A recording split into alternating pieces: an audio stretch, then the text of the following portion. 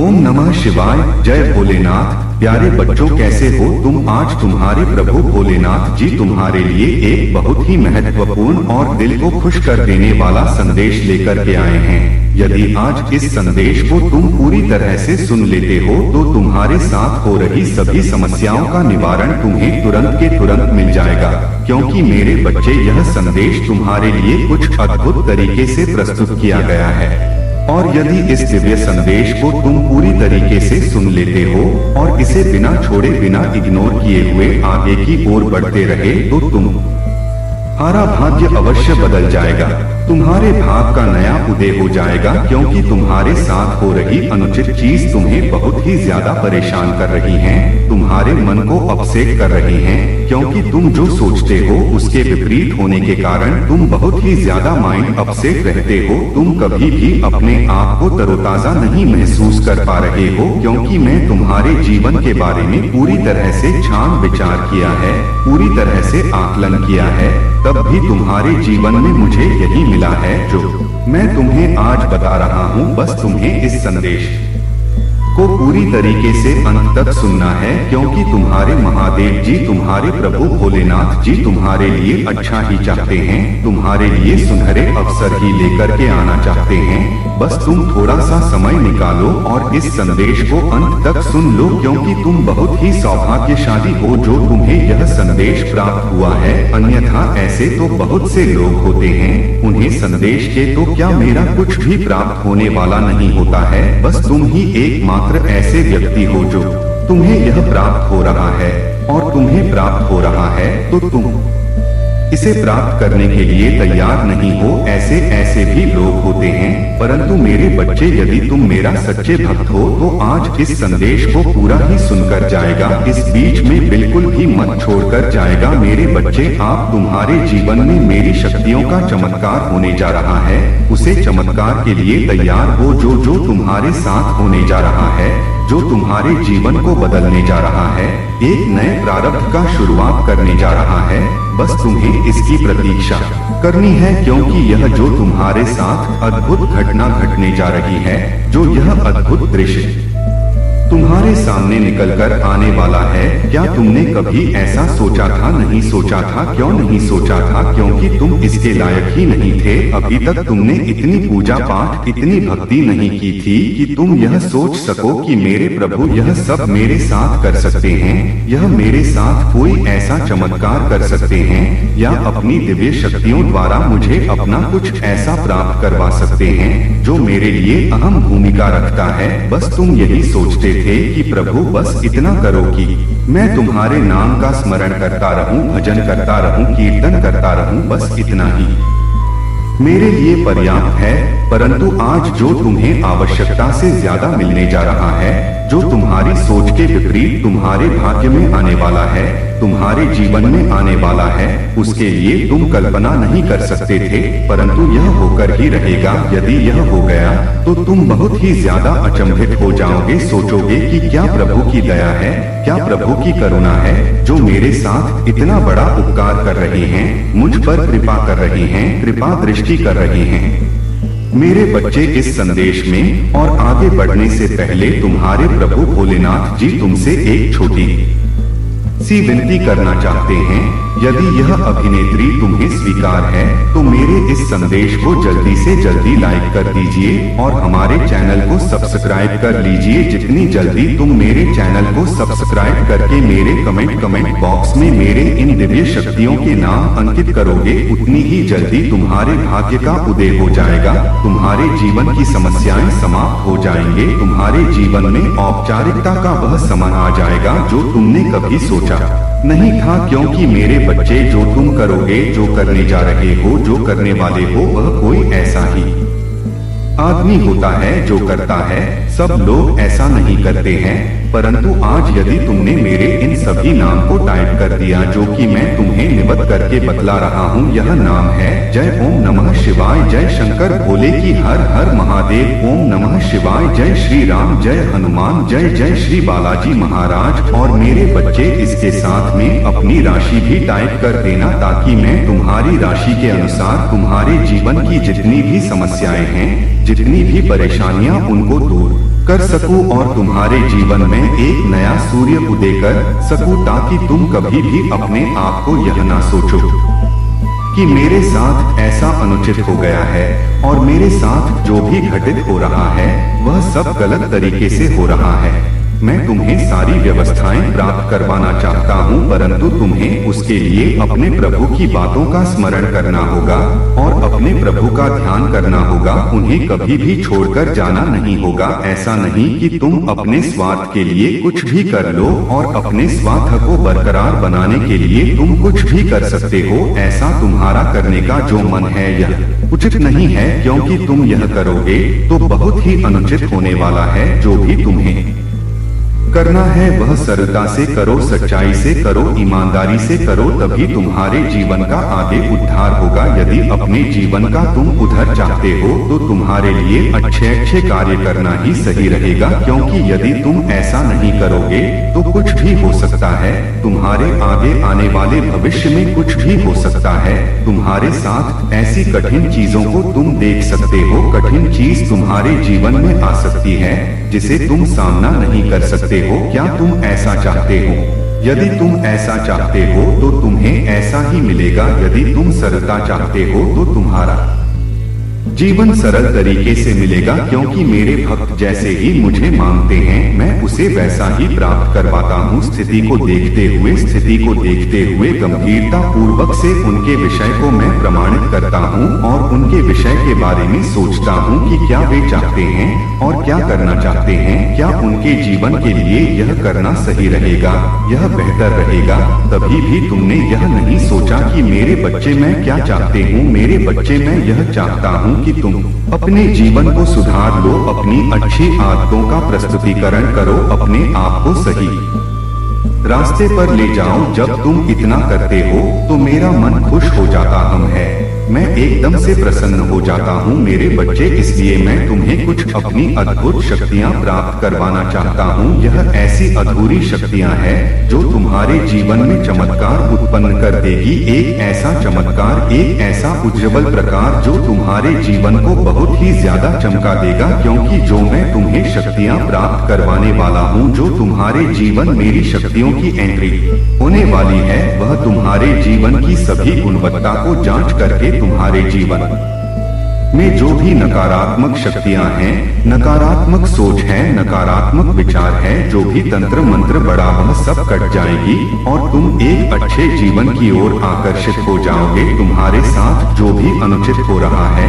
उसको उसी तरीके से करके दिखाया जाएगा, क्योंकि मेरे बच्चे तुम कभी कभी यह भूल जाते हो कि तुम एक अपने प्रभु महादेव जी के भक्त हो, जो बहुत ही प्रिय भक्त हो। तुम्हें कभी किसी से डरना नहीं चाहिए। किसी भी परिस्थिति का सामना करने में तुम्हें संकोच नहीं करना चाहिए और ना ही सोच विचार करना चाहिए, क्योंकि तुम स्थिति से लड़ना प्रारंभ करोगे वैसे ही मैं तुम्हारे पास आ जाऊंगा तुम्हारी रक्षा करने के लिए। बस तुम्हें थोड़ा पर्यटन तो करना ही चाहिए। ऐसा नहीं कि सब कुछ मेरे ही बल पर छोड़ दो, मेरे ही सहारे छोड़ दो कि प्रभु ही है, सब कुछ करने वाले प्रभु ही करेंगे। ऐसा कुछ नहीं है।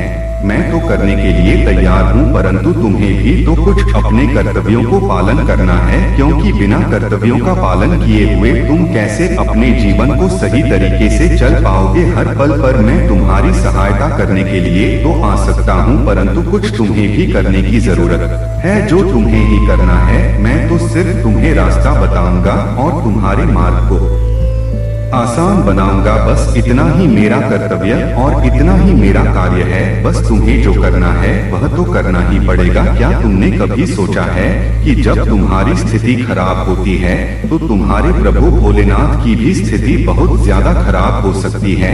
ऐसा ही होता है मेरे बच्चे। जब तुम दुखी होते हो, परेशान होते हो, तो वह मेरे आँख से आंसू भी निकल आते हैं। मैं यह सोचता हूँ कि मेरे बच्चे इस प्रकार से पीड़ित है, परेशान है। मैं तत्काल वहाँ से उठ करके आता हूँ और तुम्हारे जीवन में अपना हस्त प्रक्षेप करता हूँ और तुम्हारे जीवन की बढ़ाव को दूर करता हूँ, तुम्हारे जीवन की समस्याओं को दूर करता हूँ, तुम्हारे जीवन को उसे गुणवत्ता की ओर ले जाता हूँ जहाँ पर तुम्हारी अहम भूमिका हो सके और जहाँ पर तुम्हारा सर्वत्र सुरक्षित रह सके। मैं तुम्हें सुरक्षित करना चाहता हूँ। पूर्ण रूप से यह मेरा अनुरोध है तुमसे कि तुम इस संदेश को अभी आगे तक देखना है, अभी छोड़कर इस जाना नहीं है, क्योंकि तुम्हारे जीवन की बारे की व्याख्या तो अभी प्रारंभ हुई है। अभी इसका अंत कुछ अलग तरीके से होगा, कुछ अलग तरीके से मैं इसका अंत करूंगा। इसके बीच में कुछ ऐसी चीज आएंगे, कुछ ऐसी चीज मैं तुम्हें बताऊंगा जो तुम्हारे जीवन के लिए बेहतर होगी, जो तुम्हारे लिए एक नई सीख लेकर के आएंगे, जो तुम्हारे लिए एक पर्याप्त साधन लेकर के आएंगे। तुम क्या अपने पर्याप्त साधन को प्राप्त करना चाहते हो? यदि साधन को पर्याप्त रूप में पाना चाहते हो तो प्रभु की शरण में तुम्हें रहना ही होगा और प्रभु का भजन कीर्तन करना ही होगा। यदि तुम इसके लिए तात्पर्य हो तो आ जाओ मेरे साथ और भजन कीर्तन करने के लिए तैयार हो जाओ। ओम नमः शिवाय, ओम नमः शिवाय रखते हुए आगे बढ़ते रहो इस संदेश में और सुनते रहो अपने जीवन के बारे में पूरी दास्तान जो मैं तुम्हें बतला रहा हूँ, जो मैं तुम्हें बता रहा हूँ। यदि तुम इतना समझ गए और समझ गए तुम्हारा जीवन तो भी आगे क्या हो सकता है कुछ भी तुम्हें ज्ञात नहीं है, परंतु जो भी आगे होगा वह मैं जानता हूँ जो तुम्हारे लिए होने वाला है। आगे का समय वह है बेहतर से बेहतर जिंदगी तुम्हारी बहुत ही सुनहरी होने वाली है। ऊंचाइयों की तुम उसे सीढ़ी पर पहुँचने वाले हो, उसे शिखर पर पहुँचने वाले हो जहाँ पर लोग देखने के लिए तुम्हारे घर आए, तुमसे पूछेंगे, तुमसे बात करेंगे और तुमसे जुड़ने के लिए तैयार रहेंगे हमेशा के लिए। परंतु कभी भी ऐसी सिचुएशन आ जाए जब तुम यह सोचो कि आज मेरे साथ कुछ अनुचित होकर ही रहेगा, तो इसके लिए तुम्हें घबराने की जरूरत नहीं है। इसके लिए तुम्हें अपने प्रभु भोलेनाथ जी को याद करना है और थोड़ा सा स्मरण कर देना है कि हे प्रभु, आज मैं कुछ संकट में पड़ गया हूँ, कुछ संकट मेरे सामने आ गए हैं, कुछ ऐसी सिचुएशन में आ गया हूँ मैं जहाँ से निकलने में मुझे बड़ी ही मुश्किल हो रही है। प्रभु आप अपनी कृपा दृष्टि दिखा दीजिए और मुझे इस स्थिति से बाहर निकाल दीजिए, मुझ पर उपकार कर दीजिए। मैं इस उपकार को कभी भी नहीं भूलूंगा, क्योंकि इससे पहले भी आपने मुझ पर उपकार किया, मुझे बचाया। कई तरह से मैं फंस गया था एक ऐसे जाल में जो वहां से आपने मुझे निकालकर एक अच्छी सीख देते हुए आगे बढ़ाया था। परंतु आज फिर से मेरी सिचुएशन इस तरीके से आ गई है क्योंकि मैं एक चूक खा गया जी। चूक की वजह से आज मेरा सर्वस्व बर्बाद होने वाला है, होने वाला है। क्या आप मुझे अब भी निकलने के लिए तैयार हैं, बचाने के लिए तैयार हैं? तो प्रभु मेरे आ जाइए और मेरी रक्षा कीजिए मेरे बच्चे। मैं तो तुम्हारे लिए हर वक्त हर समय तैयार रहता हूँ, परंतु तुम ही तैयार नहीं होते हो मुझे स्वीकार करने के लिए। मेरे बच्चे, मैं तुम्हारे घर आना चाहता हूँ, तुम्हारे घर की स्थिति और कायदे से सुधारने के लिए, तुम्हारे घर की व्यवस्थाओं को देखने के लिए। मैं यह देखना चाहता हूँ कि मेरा बालक, मेरा बच्चा किस प्रकार से अपने जीवन का निर्वहन कर रहा है, किस प्रकार का उसका घर है, किस प्रकार के उसके घर के सदस्य है। मैं पूरी तरह से आकर के अपनी आंखों से साक्षात देखना चाहता हूँ, परंतु तुमने कभी बुलाने का प्रयास ही नहीं किया मुझे। यदि प्रयास किया होता तो कमेंट बॉक्स में अवश्य लिखा होता कि है प्रभु मेरे घर भी आ जाइए और मेरे घर में आकर के मेरा कल्याण कर दीजिए। यह बात तो तुम्हारे मुख से अवश्य ही निकलती, परंतु तुमने ऐसा कभी भी नहीं किया। मेरा मन बहुत ही ज्यादा लालायित होता है तुम्हारे पास आने के लिए, परंतु मैं पूर्ण रूप से नहीं आ पाता हूँ। बस इसी तरीके से तुम्हें दर्शन दे सकता हूँ जिस तरीके से तुम आज मेरे दर्शन कर रहे हो। ठीक है मेरे बच्चे, यदि तुम इसी प्रकार से खुश हो, इसी प्रकार से दर्शन करना चाहते हो तो अच्छा है, मैं भी इसी में खुश हूँ, क्योंकि मैं तो यह चाहता हूँ कि तुम इसी तरीके से हंसते खेलते मुस्कुराते रहो। क्योंकि जिंदगी में यदि कोई हंसता रहता है, खेल खिला रहता है, मुस्कुराता रहता है तो बहुत ही बेहतर रहता है कि वह किसी भी तरीके के कोई संकट में नहीं पड़ा हुआ है। आज उसका जीवन खुशहाल है तो वह बहुत ही अच्छी बात होती है। परंतु तो मेरे बच्चे, जीत शक्ति का तुम्हारे जीवन में चमत्कार होने जा रहा है। क्या तुम उसके बारे में जानते हो? नहीं जानते हो तो अब मैं तुम्हें विस्तार पूर्वक से उसके बारे में समझाने का प्रयास करता हूँ, परंतु उससे पहले मैं तुमसे कुछ और कहना चाहता हूँ मेरे बच्चे। यदि तुम मेरे आशीर्वाद को बहुत ही गुप्त रूप से पाना चाहते हो और अपनी स्वीकृति मुझ तक पहुंचाना चाहते हो तो कमेंट बॉक्स में श्री शिवाय नमस्तुभ्यम हाथ जरूर टाइप कर दीजिए। जैसे ही तुम यह टाइप करोगे वैसे ही मेरी विशेष कृपा तुम पर होनी शुरू हो जाएगी और तुम्हारी स्वीकृति भी मुझे प्राप्त हो जाएगी। मैं जान सकूंगा कि हाँ, मेरे बच्चे ने मेरे संदेश को पूरा सुना और वे संदेश में अपना समय निकाला, तो मैं तुम्हारा समय की कीमत अवश्य चुकाऊंगा। चाहे जैसे भी हो, किसी भी परिस्थिति में होते हुए मैं तुम्हारा समय की कीमत अवश्य चुकाऊंगा। जो मैं चुकाने वाला हूँ वह बेहतर से बेहतर होगा, कहीं अधिक ज्यादा से ज्यादा होगा। तो मेरे बच्चे, जो मेरी शक्ति तुम्हारे जीवन में चमत्कार करना चाहती है, वह बहुत दिनों से तुम्हारी प्रतीक्षा कर रही थी, तुम्हारे इंतजार में थी कि कब मैं इस वक्त के घर जाऊं और इसकी रक्षा करो, इसका कार्यभार देखो। मेरे बच्चे, वह मेरी शक्ति है, मेरे काल भैरव की वह दिव्य शक्ति तुम्हारे साथ आने वाली है, क्योंकि काल भैरव एक ऐसे देवता है जो कि भक्तों की रक्षा तो करते ही हैं, बाकी जो तंत्र मंत्र यंत्र क्रियाएं जादू टोना डाकिनी साकिन का प्रकोप होता है वह सब क्षण घर में दूर करते हैं। इसके लिए तुम्हारे घर आने के लिए भी तैयार हो रहे हैं कि मैं इसी तरीके से तुम्हारे घर पहुंच जाऊं और तुम्हारे घर की जो तंत्र बाधा है वह सब दूर कर दो। परंतु तुम्हें उसके लिए प्रभु का स्मरण करते हुए प्रभु को बुलाना पड़ेगा। इसके लिए तुम्हें कुछ और करने की जरूरत है। उसके लिए तुम्हें अपने पूजा घर पर, जहाँ पर तुम पूजा करते हो, या तुम्हारा मंदिर हो जहाँ पर तुम पूजा करते हो, वहाँ पर तुम्हें रात्रि के समय में एक घी का दीपक जला लेना है और घी का दीपक जलाकर के बैठ जाना है आसान लगा करके, और फिर धूप और दीप वहाँ पर लगा देना, एक कपूर का टुकड़ा जला देना और वहाँ पर 2 जोड़ी लौंग रख देना। उसके बाद में मेरा स्मरण करना, पहले महादेव जी का स्मरण करना, उसके बाद में मेरी दिव्य स्वरूप काल भैरव का स्मरण करना, थोड़ा सा इत्र वहाँ पर डाल देना। उसके बाद में ध्यान में एकदम से बढ़ जाना, मेरे मन ओम नमः शिवाय का जाप करते रहना है निरंतर। जैसे ही तुम इसका जाप करते रहोगे और अपनी इच्छा को मन में बोलते रहोगे, वैसे ही कुछ देरी में मेरे काल भैरव की शक्ति तुम्हारे सामने आ जाएगी। वह शक्ति जब आएगी तो तुम्हें कुछ डरावनी हरकत कर सकती है, परंतु तुम्हें उससे डरने की कोई जरूरत नहीं है। तुम्हें बिल्कुल ही निडर होकर के खड़े रहना है, बैठे रहना है और प्रार्थना करते रहना है कि है काल भैरव है, काल भैरव मुझ पर रक्षा करो, मुझ पर कृपा करो। इस प्रकार से बोलते हुए जब वह प्रचंड रूप से आएंगे तो तुम्हें कुछ ज्यादा आभास होने का आभास लगेगा और एक हवा का झोंका इस प्रकार से तुम्हारे शरीर से टकराएगा कि तुम्हें ऐसा लगेगा कि मानो कुछ ऐसी चीज मेरे शरीर में समा गई है जो मेरे लिए पर्याप्त है और जो मेरे लिए अच्छा लग रहा है।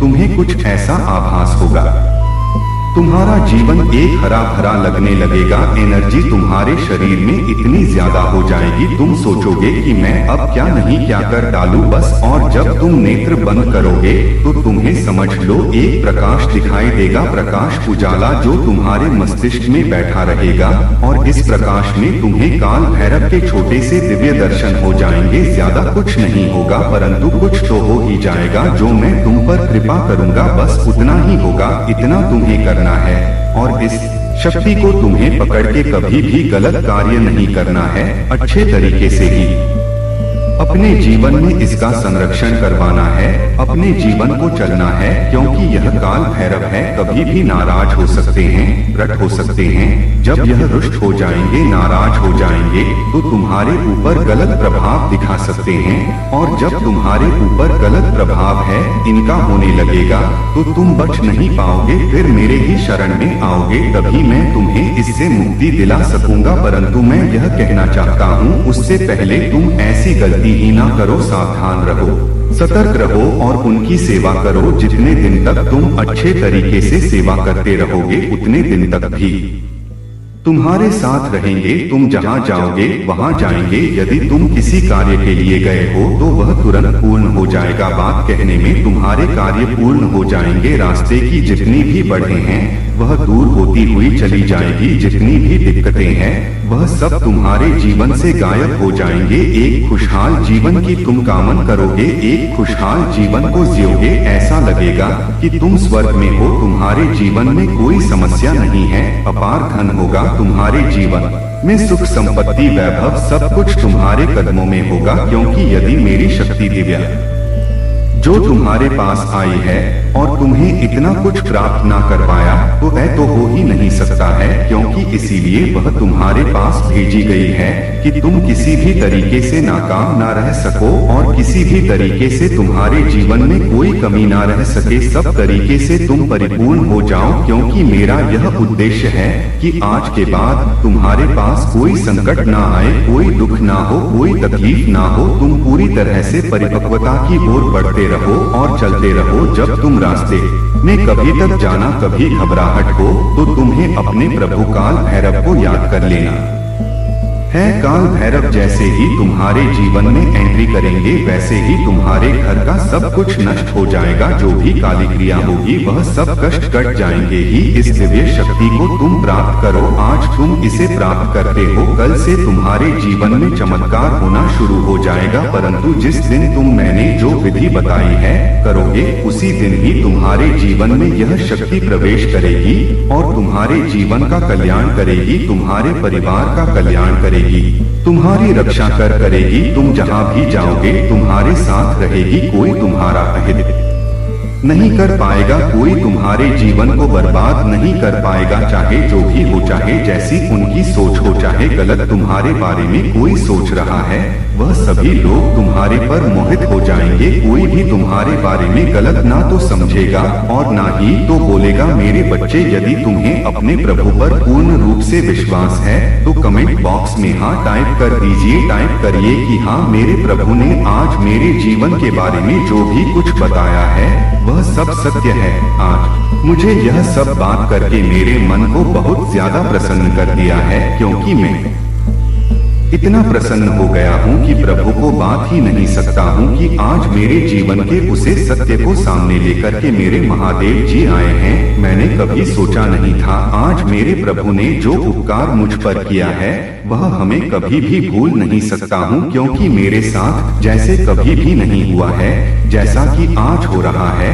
आज मुझे यह इतना ज्ञात हो रहा है कि मेरे प्रभु ने मेरे लिए इतना कुछ किया। मैं अपने प्रभु के लिए आज तक कुछ नहीं कि बस इतना सा मुझे करना चाहिए था कि प्रभु के दिल में इतनी जगह बनी रहनी चाहिए कि वह मुझ पर अपनी कृपा सदैव के लिए बनाए रखें और आगे मुझे प्रेरित करते रहे उसे कार्य को करने के लिए जो मेरे जीवन में हम स्थान रखने वाला है। क्योंकि प्रभु उतना ही करेंगे जितना कि मेरे लिए पर्याप्त होगा। मैं इतना ही चाहता हूँ। पर्याप्त होने के साथ साथ मुझे यह भी याद दिलाया कि मेरे कर्तव्य क्या है और मुझे क्या करना चाहिए। मेरे कार्य को, मेरी उन आवश्यकताओं को बताया जो मेरे लिए सबसे अधिक महत्वपूर्ण होने वाली है।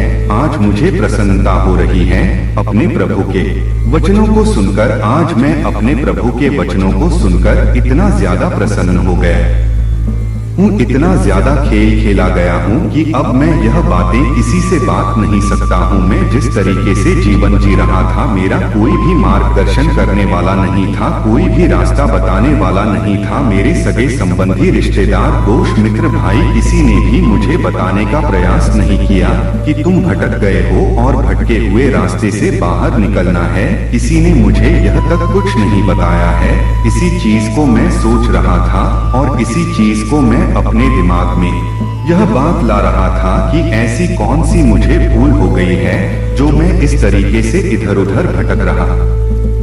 परंतु आज मेरे प्रभु ने मुझे बात कर, मेरे भोलेनाथ ने मुझे बात कर बहुत ही बड़ा मुझ पर उपकार किया है। मैं अब अपने प्रभु के चरणों में रहना चाहता हूँ और अपना सर्वस्व प्रभु के ऊपर निछावर करना चाहता हूँ। यही एक मेरा मात्र उद्देश्य है और यही मैं चाहता। मेरे बच्चे, तुम्हें इतना ज्यादा कुछ करने की आवश्यकता नहीं है।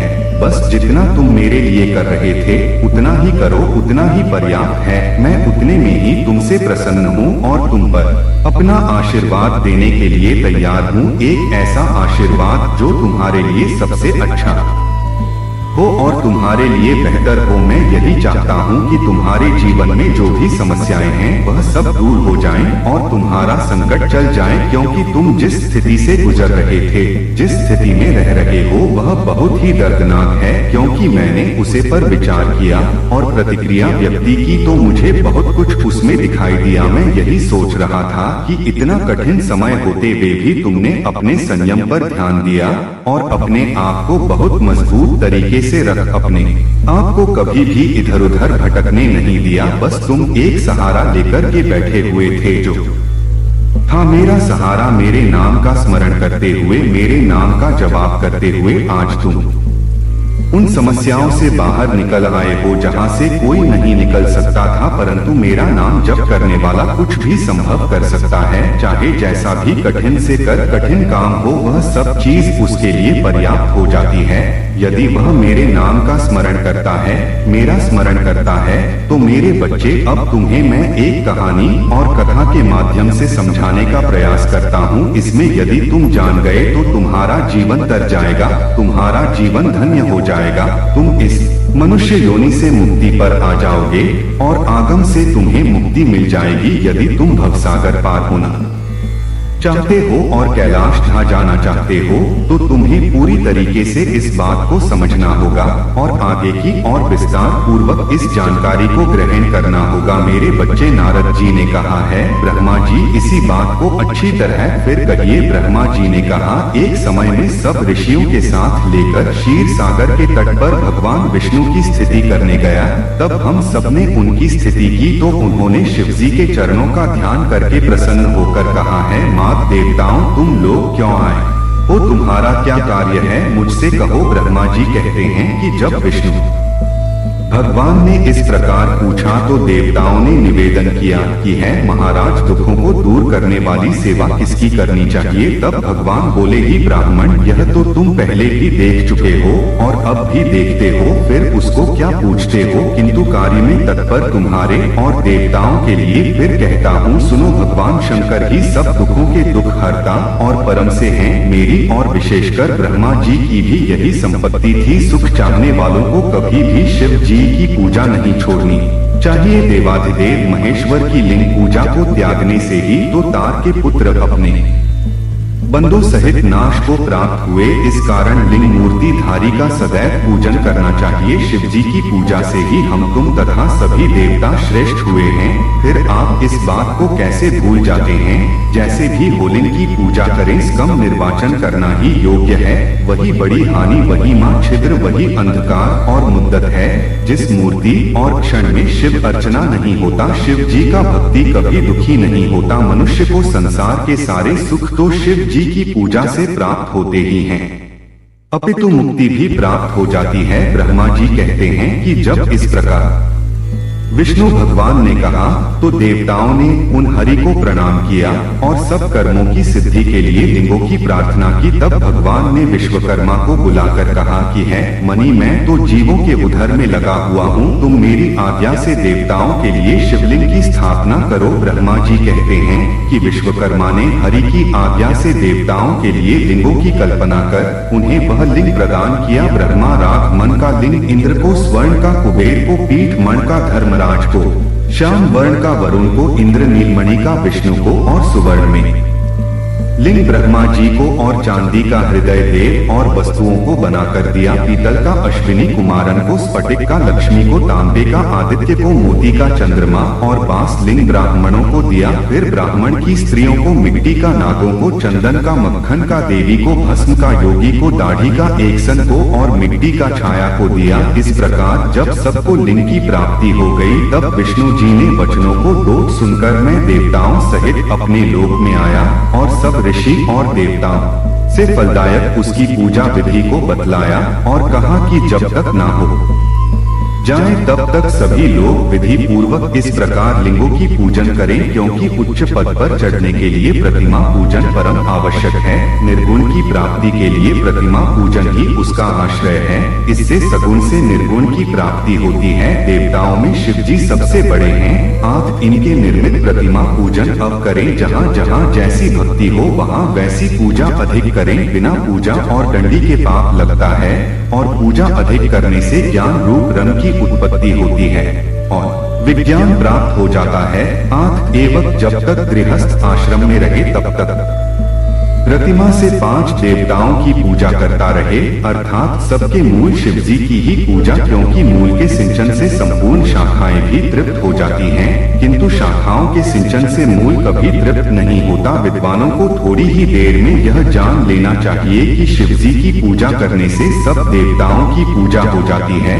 इसीलिए सब काम और फलों की प्राप्ति के लिए लोक के कल्याणकारी और सब प्राणियों के हित में तत्पर शिव जी की पूजा करें। ब्रह्मा जी बोले हैं, ऋषियों अब इसके आगे सर्व काम और सुखदायक शिव जी की उत्तम पूजा विधि को कहता हूँ, ध्यान देकर सुनो। ब्रह्मा मुहूर्त में उठकर पार्वती सहित शिव जी का स्मरण करें और भक्ति पूर्वक हाथ जोड़कर उन्हें सर झुकाएं तथा इस प्रकार प्रार्थना करें कि है देवेश है में चयन करने वाले, अब आप उठिए उठिए हैं उमापति, आप उठिए और ब्रह्मांड का मंगल कीजिए। धर्म में मेरी प्रवृत्ति और अधर्म से मेरी निवृत्ति कीजिए। है महादेव मैं तो आपका प्रेरक ही हूँ। ऐसे भक्ति के वाक्य कहकर गुरु के चरणों का स्मरण कर शौच क्रियों से निवृत्त हो मिट्टी और जल से डेको शुद्ध कर धातु करें। सूर्य के निकलने से पहले दातुन करके जल से 16 बार खुला करें तथा षष्ठी आदि यश की तिथि और नवमी को रविवार हो तो इन दिनों में दातून न करें। नदी अथवा घर में यथा समय स्नान कर ले। देश काल के अनुसार स्नान करें। रविवार श्रद्धा संक्रांति तथा ग्रहण महादान और तीर्थ तथा व्रत के दिन गर्म जल से स्नान न करें तथा आप पवित्र होने पर भी गर्म जल से न नहाएं। कम से वारों को देखकर ही तेल लगाएं, फिर पूर्व दिशा की ओर मुख करके स्नान करें और ऋषियों तथा पितरों की प्रसन्नता के लिए दर्पण करें।